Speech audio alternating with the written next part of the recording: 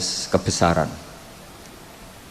Kulo sangat emut. Kulo ini termasuk pendokumen fikih-fikihipun Mbah Dawi, karena selain beliau pernah mbah saya juga saya murid Mbah Mun yang sering cerita tentang fikihnya Mbah Dawi, Mbah Maksum dan fikih-fikihnya Mbah Muhaimin, sehingga kulo gadah data-data fikih yang valid ingkang saged kula aturaken teng mriki.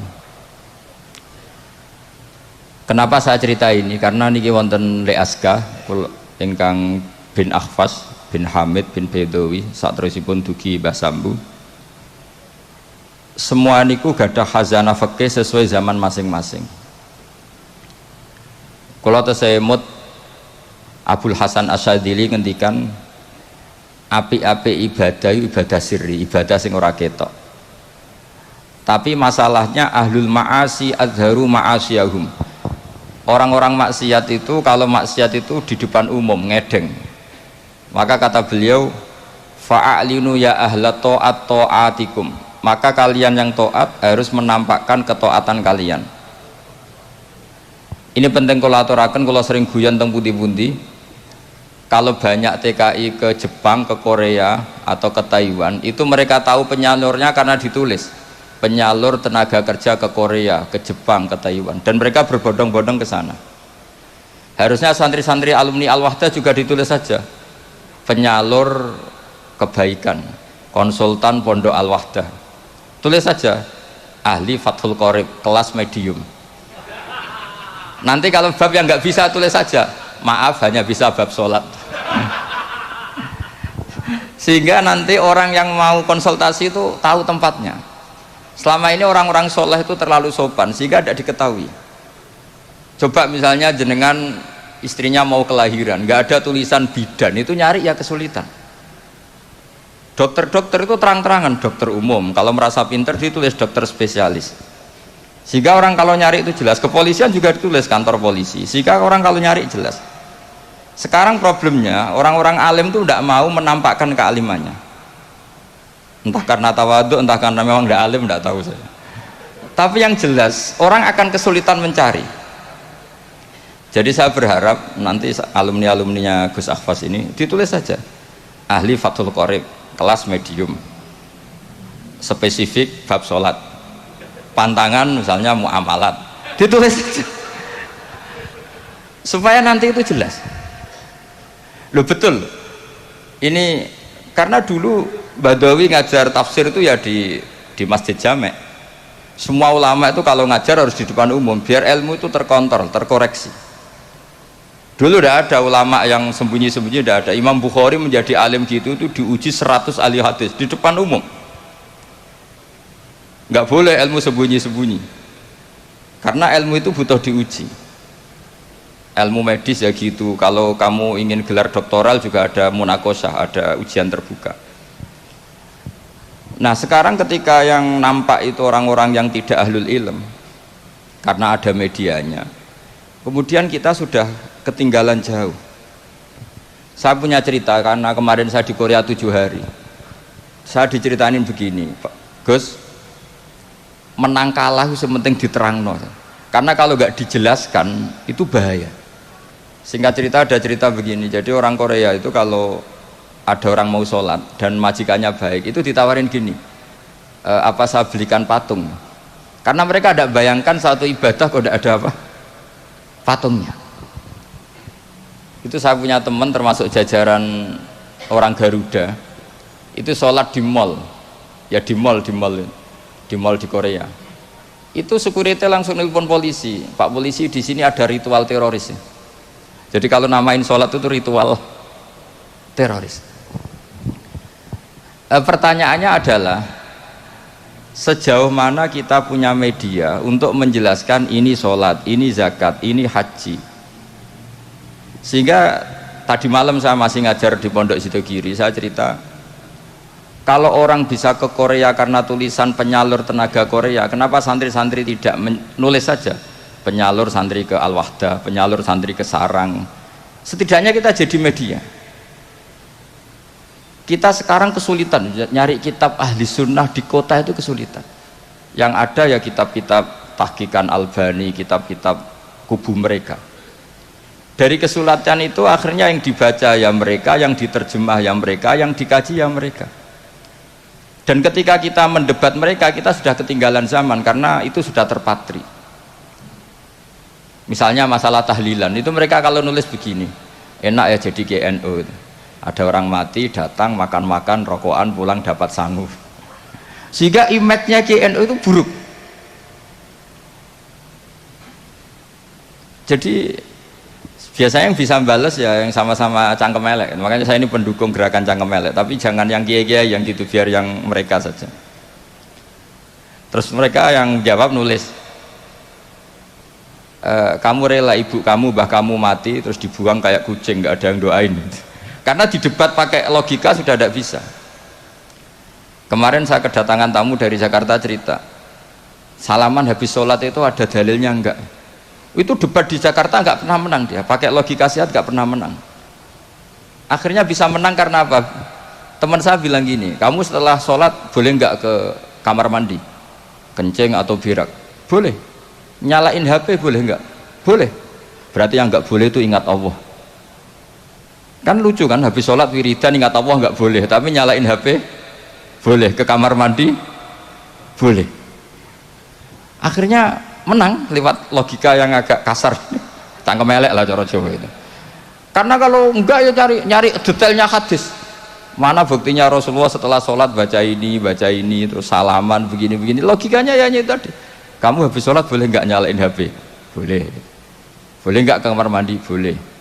Kenapa wiridan tidak boleh? Kenapa ingat Allah tidak boleh?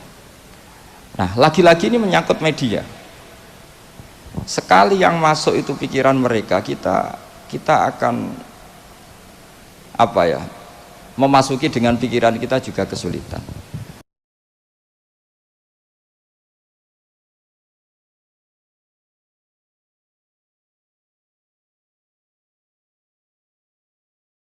Semua ini tidak melakukan perintah Rasulullah SAW, yaitu ada hadis idza zuharatil fitan wal bid'u falyudhiril alim ilmahu wa illa fa alaihi la'natullah wal malaikati wan nasi ajmain.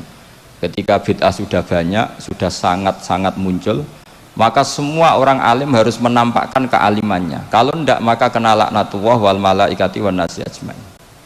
Karena tadi coba konsultan apa saja di kota itu ada, yang belum ada itu konsultan Fathul Qorib. Sampai cari di kota apa, mulai tukang gigi, dokter gigi, apa saja ada, kecuali tulisan konsultan Fathul Qorib. Jadi harusnya ditulis saja konsultan Mizan Kubro. Kalau alumni Al-Wahdah konsultan fikihnya Mbah Bedowi, konsultan Thariqah Syadziliyah. Menurut saya itu bagus.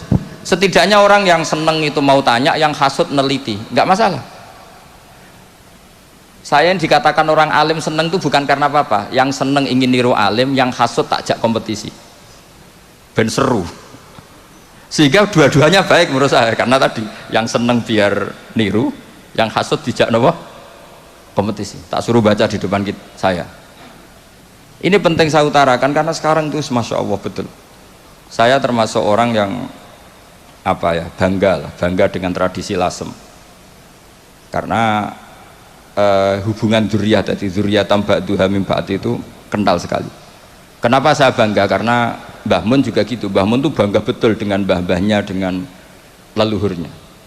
Saya pernah ditanya sama seorang alim, Gus, apa dalilnya orang tasyarruf bisyarofil ansab? Orang bangga dengan nasabnya. Saya bilang ayatnya adalah wattaba'tu millata abai Ibrahim wa Ishaq wa Yaqub. Nabi Yakub, Nabi Ibrahim, Nabi Ishak itu adalah leluhurnya Nabi Yusuf. Sebetulnya beragama Islam itu ya berdasar agama Islam itu agama yang benar. Tapi kata Nabi Yusuf, wattaba'tu millata abai, saya mengikuti cara beragama mbah-mbah saya. Yaitu beliau menghitung mulai Ibrahim, Ishak, Yakub. Karena Yusuf bin Yakub bin Ishak bin Ibrahim. Nah, kenapa niru agama ini harus ada masternya? Saya ngaji di Jogja, padahal Jogja itu kota yang jarang menerima wasilah. Saya bilang begini, saya masih ingat betul dawuh Mbah Mun itu. Pangeran itu ora mangan ra ngombe. Pangeran itu la yakul wala yasrob wala yanam dan seterusnya. Sehingga kebaikan itu tidak bisa niru Allah, karena Allah ini qadim, Allah itu nggak tertirukan, karena Allah itu mukhalafatul hawadis. Yang bisa ditiru, itu ya makhluk.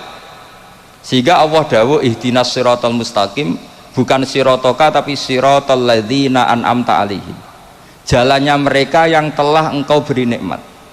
Jadi kita niru Mbah Hamid, niru Mbah Bedowi, niru Mbah Abdul Aziz, sampai Mbah Sambu, sampai Syarif Hidayatullah, sampai Sunan Bonang dan seterusnya. Nah, tapi orang-orang kota itu maunya itu ibadah sendiri, baca hadis terus membayangkan maknanya demikian, dipraktekkan tanpa guru. Makanya kemarin ada rame-rame masalah milkul yamin, itu korban belajar tanpa apa? Guru. Nah, mereka itu sebetulnya orang-orang yang masih kosong. Ketika kita bilang dalilnya pakai guru, ya Fatihah itu ihdinas siratal mustaqim siratal ladzina an'amta alaihim, jalannya mereka yang telah engkau beri nikmat. Nah, karena kalimatnya adalah an'amta, yang telah engkau, maka kemungkinan terbaik memang niru orang yang sudah meninggal, karena terbukti husnul khotimah, tidak terkontaminasi macam-macam. Tapi kalau niru yang masih hidup itu kan nggak ada jaminan nanti stabil, enggak, karena ya manusia itu harus setelah terkenal terus setelah punya jabatan mungkin agak-agak rubah macam-macam. Jadi ini penting saya utarakan, sehingga sebetulnya Islam kota, saya ini merasakan dakwah di Islam kota itu ketika kita punya dalil, ya tadi dalilnya wasilah apa, dalilnya ngikuti guru apa. Sementara ini kan santri-santri hanya punya dalil ngikuti guru, dalilnya taklim muta'alim. Mereka dari awal anti taklim muta'alim, mereka tidak respect karena mereka orang-orang yang ya agak-agak liberal. Tapi ketika saya jelaskan dalilnya ikut guru sampai sanad ila Rasulillah adalah apa? Ihdinas siratal mustaqim siratal ladzina an'amta alaihim, ngikuti jalan mereka yang telah engkau beri nikmat. Mereka menerima. Karena tidak mungkin kita niru cara makannya Allah. Allah tidak makan.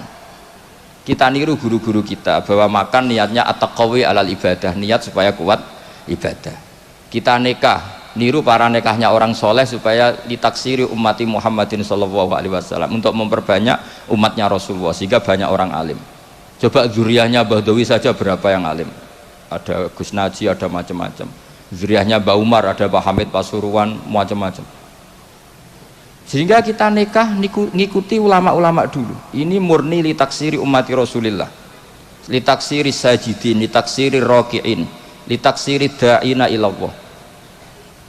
Sehingga kita ngikuti. Makanya terus kita ekstrim sekali punya kaidah man ta'allama bila syaihin fasayhuhu setan, orang belajar tanpa guru, gurunya setan.